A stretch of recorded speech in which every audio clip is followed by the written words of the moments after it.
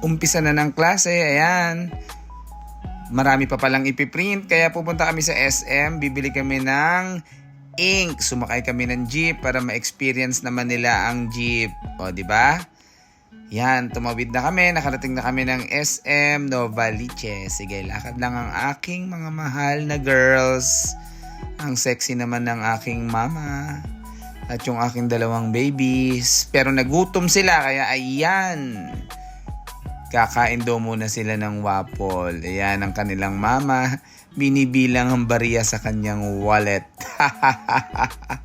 Sige, pili lang kayo dyan. Pili lang. Alam ko, gutom na kayo mga girls. O, diba? Si Audrey, si Mama. Smile ka lang.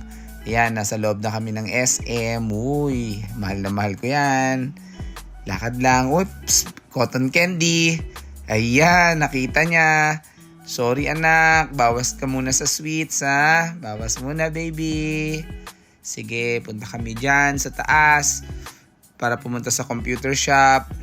Maghahanap kami ng ink na compatible sa aming printer. Ayan, nangungulit siya sa loob.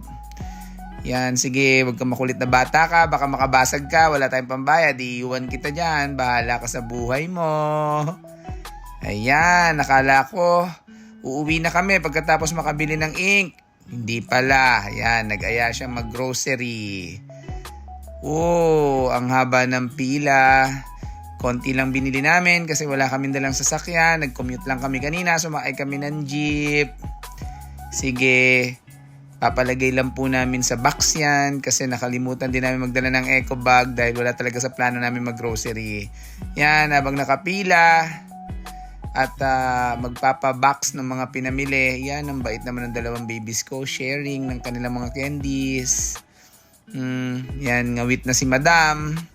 Pagod na yarn. Pero smile pa din. O, diba? Ang ganda niya. Siyempre, bibili ako sapatos, no? Kala nyo kayo lang, ha? Bumili ako sa Alberto. Yan, para match na match talaga sa aking machong pangalan. Alberto! Ayan, uwi na kami. Nag-aantay kami ng Grab. Yan sila, pagod na, nakaupo na sa gutter. Yan si Madam, pagod na rin.